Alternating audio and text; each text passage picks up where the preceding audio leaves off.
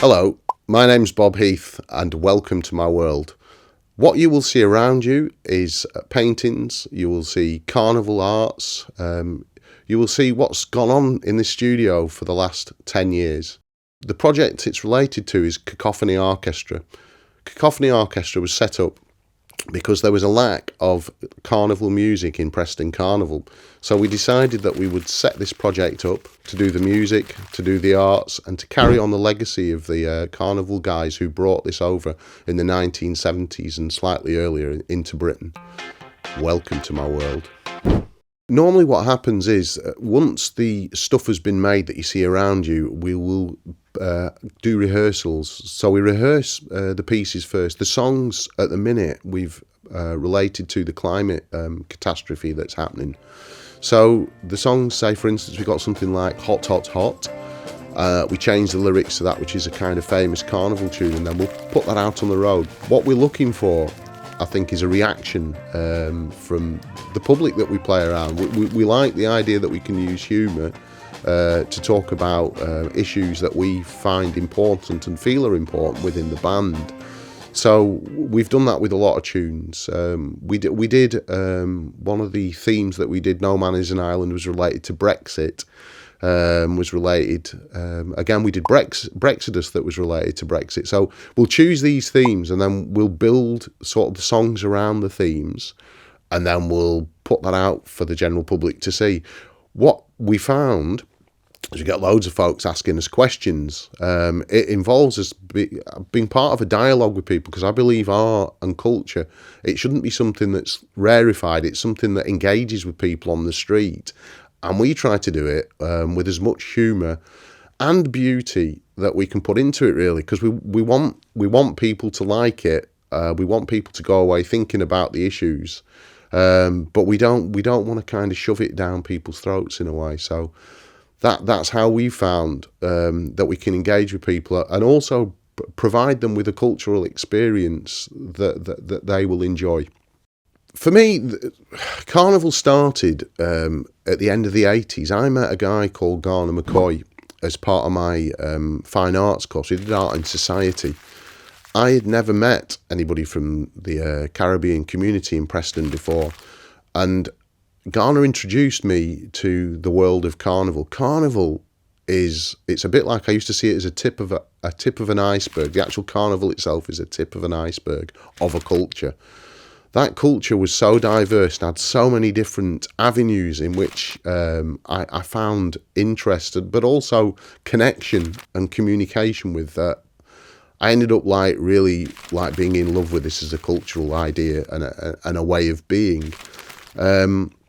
Carnival is art, Carnival's music, Carnival's dance, and Carnival it's a way of putting all that out on the street in a beautiful way. And so Cacophany Arkestra started 2014.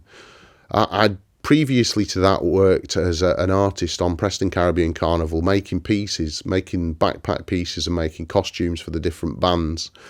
Preston Carnival had initially had a soca band that performed on a lorry, and I used to love that. When I was out on the street performing in a piece, I'd go and look for that band. There was guys like with guitars, saxophones, basses, drums, and they were on a lorry, on the back of a lorry, and they were making this beautiful sound, and I used to find that incredible. After a few years, when the funding began to dry up at Preston Carnival, the soca band stopped appearing on the lorry, and I was gutted. I thought, we really need to have a band like that on a lorry. We need some live music on a truck. Much as I love sound systems, DJs playing their sounds with big speakers, I love the bass, I love the boominess of it, I love the culture. But to actually have a live band on the road is a spectacle that I find wonderful. So really, I wanted to just bring that back. In 2013, a couple of musicians who I'd worked with quite a lot in different bands came back to live in Preston. So I asked them, I said, look guys, are you interested in setting this up? We could do it on a truck in Preston Carnival, and then we can take it out into the world. And that's kind of what happened with the project. The guys came back. We started rehearsing in a space in Oyston Mill above, and then we ended up in here rehearsing. And every year we've tried to develop the project and change it in some ways, so that there's a progression within it, but keep the main thing. So there are certain parameters within this project.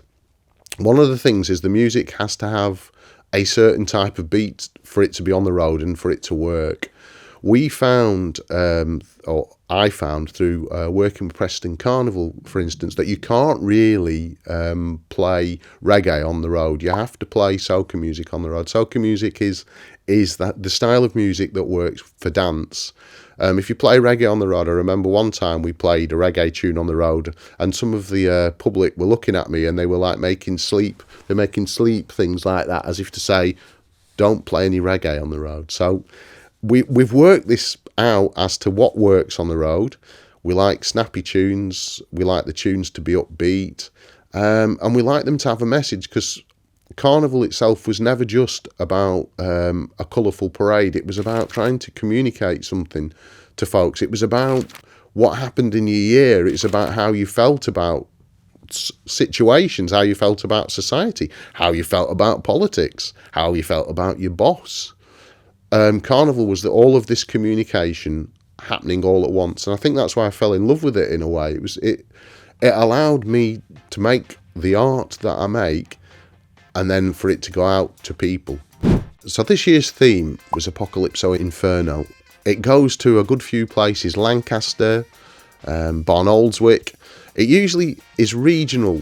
We found in the past we've been to places as far away as Derby, but we tend to find that that can be just a little bit too far for us to go within a day, get the performance on the road sorted, and then get the stuff back and get the guys back safely. We've done sometimes. We started off one time in Huddersfield. We had to get there for 5 o'clock in the morning to get somebody to scaffold the truck.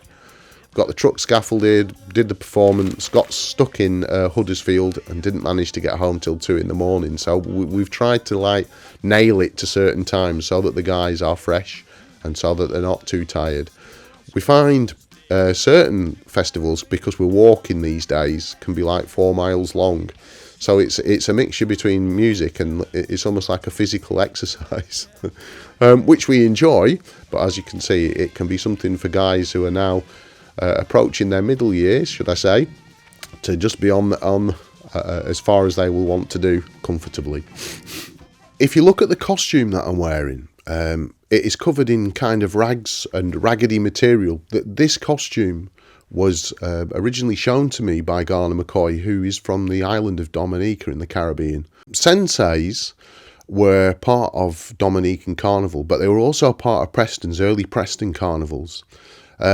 What we found is that we loved them as costumes. They're brilliant. They're kind of a mixture between... They're a costume that's travelling between Carnival and Lent. Carnival itself, the word, comes from Carnum Levara, to take away the meat, and it's related to the old Christian religious festival of Lent. So it's almost like they represent a person in transit, but also it's like a spiritual transit, but it's the idea of being between two places. And Carnival itself is also kind of between two places. It's a transformative activity. Some people have seen it as being shamanistic. Some people have seen it as invoking what's happened in your year and then projecting that out onto the road. So Carnival was a reflective practice. We wear these costumes in kind of honour of what Garner and his generation of carnivalists brought over to our islands. But we also wear them because they're related to other cultures. They're related to British culture. They're used in mumming plays. They're related to cultures in Europe. So we found that these kind of raggedy clothes that we wander around in are pretty much universal, and a lot of cultures wear them, and they'll wear them in street processions. So for us, it was the ideal thing to wear. They're also easy to make. They're also easy to show other people how to make them. One of the things that we do in Cacophany Arkestra is we work with groups. Part of our project is participatory. And we find that all sorts of different types of people have made these costumes for us in the past and then performed on the road with us as well, which they enjoy. But it also gives our projects more people on the road, but it also shares the fact of what we're doing with people so that they get an experience of it. Thanks for watching. I hope you enjoyed seeing a little bit into my world, and we hope to see you at one of our events pretty soon.